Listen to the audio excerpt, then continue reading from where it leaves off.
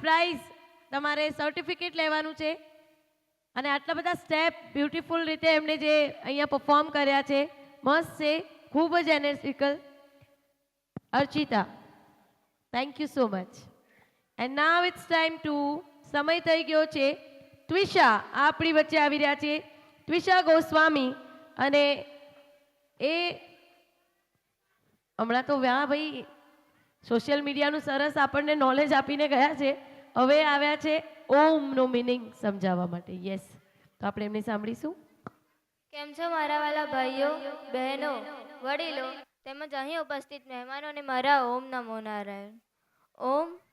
ઓમ છે શું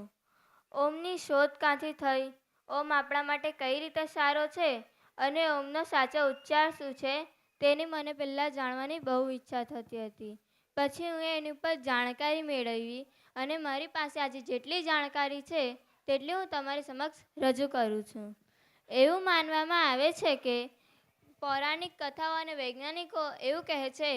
કે જ્યારે આ બ્રહ્માંડમાં આ સૃષ્ટિ ન હતી ત્યારે અવાજનું અસ્તિત્વ હતું અને ત્યારે એવું લાગતું હતું કે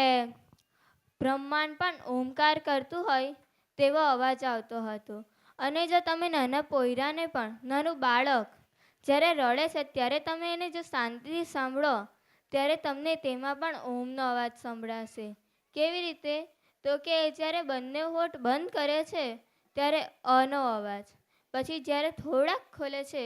ત્યારે ઉનો અવાજ અને ફરીથી બંધ કરે છે ત્યારે મનો અવાજ આમ તમને નાના બાળકના રડવામાં પણ ઓમનો અવાજ સંભળાય છે અને જો તમને ખબર હોય તો સંસ્કૃતના મોટા ભાગના શ્લોકમાં પણ ઓમનો જ ઉપયોગ કરવામાં આવે છે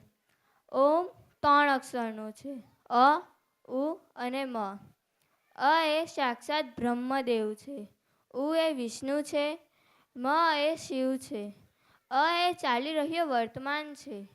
ઉ એ થઈ ગયેલો ભૂતકાળ છે અને મ એ આવનારું આપણું ભવિષ્ય છે અ એ આપણી સ્વપ્ન અવસ્થાની ઊંઘ છે ઉ એ આપણું જાગૃત અવસ્થા છે અને મ એ આપણી સૂઈ ગયેલી ઘાટ ઊંઘની અવસ્થા છે અને જો તમે દરરોજ આ ઓમનો અને ઓમકારનો ઉપયોગ કરતા હોય તો તમને ખબર હોય કે નકારાત્મકતા દૂર થાય છે અને પોઝિટિવિટી આપણને ફીલ થાય છે